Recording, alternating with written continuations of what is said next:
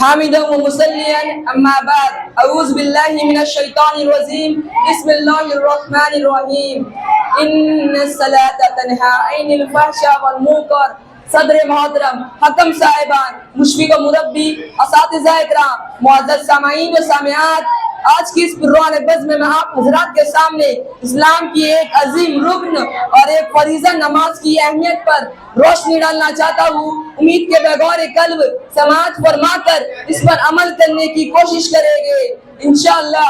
سامعین بزم، اللہ رب العالمین نے انسانوں کو پیدا کیا اور بہت ہی صاف لفظوں میں ان کی تخلیق کا مقصد بھی بیان کر دیا۔ وَمَا خَلَقْتُ الْجِنَّ وَالْإِنسَ إِلَّا لِيَعْبُدُونِ۔ انہی عبادتوں میں سے سب سے اہم اور ماتم میں شان عبادت نماز ہے۔ اسلام کی بنیاد جن 5 ستونوں پر قائم ہے ان میں سے ایک بنیادی ستون نماز ہے۔ اس عبادت کے ذریعے بندہ اپنے خالق حقیقی سے بہت زیادہ قریب ہو جاتا ہے، بلکہ اپنے رب سے سرگوشی کرنے کی سعادت حاصل ہوتی ہے۔ نماز ایک ایسی عبادت ہے جس کے بارے میں قیامت کے دن سب سے پہلے پوچھا جائے گا اور سوال کیا جائے گا۔ اگر بندے کی نماز صحیح اور ٹھیک ٹھاک نکلی تو باقی سارے اعمال درست ہو گئے، اور اگر نماز درست نہ ٹھہری تو باقی سارے اعمال فاسق اور بیکار ہو جائے گے۔ نماز ایک ایسی عبادت ہے جو بندہ مومن اور بندہ کافر کے درمیان فرق کرنے والی ہے۔ فرمان رسول صلی اللہ علیہ وسلم ہے، بین العبد و بین الکفر ترک الصلاۃ، نماز جان بوجھ کر چھوڑ دینے والے کافر ہو جاتے ہیں۔ ان کا حشر قیامت کے دن فرعون، حمن، قارون اور ابی بن خلف کے ساتھ ہوگا۔ جب جہنمی کو جہنم میں پھینک دیا جائے گا تو مجھے سوال پوچھا جائے گا، ما سلککم فی سقر، تمہیں کس چیز نے جہنم میں ڈالا؟ تو وہ جواب میں کہے گا، لم نکن من المصلین، ہم جہنم میں اس لیے چلے کہ دنیا میں نمازی نہیں تھے، اقامت صلاۃ کے پابند نہیں تھے، مؤذن حی علی الصلاۃ و حی علی الفلاح کے آوازیں لگاتا تھا اور مجلسوں سے دور بھاگتے تھے، ہوٹلوں میں بیٹھ کر گپ شپ کیا کرتے تھے۔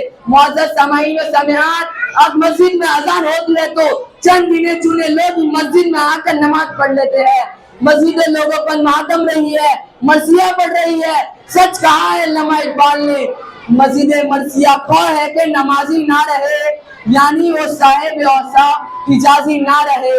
آج مسجد علی شان بنائی جاتی ہے، اس کی بلڈنگیں بلند سے بلند تر ہوتے جا رہی ہے، لیکن افسوس صد افسوس کی بات ہے اسے آباد کرنے والے، مسجد میں آ کر نماز پڑھنے والے موجود نہیں۔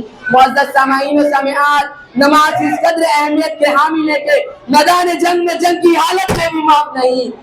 اسلام کے دوسرے ارکان تو کسی نہ کسی عذر کی وجہ سے معاف ہے، لیکن نماز کسی بھی صورت میں معاف نہیں۔ کھڑے کھڑے پڑھنے کی طاقت نہیں ہے تو بیٹھ کر پڑھ لے، بیٹھ کر بھی نہیں پڑھ سکتے تو لیٹے لیٹے پڑھ لے، اتنی بھی طاقت نہیں ہے تو اشاروں سے پڑھ لے، جب تک ہوش و آواز باقی ہے نماز معاف نہیں۔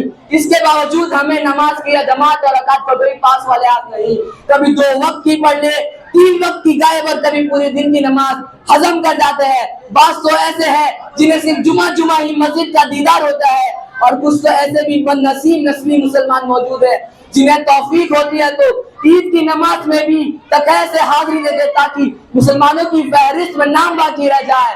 جس نے نماز کو قائم کیا اس نے دین کو قائم کیا، اور جس نے نماز کو برباد کر دیا گویا اس نے اسلام کو ڈھا دیا اور اپنے آخرت برباد کر لیا۔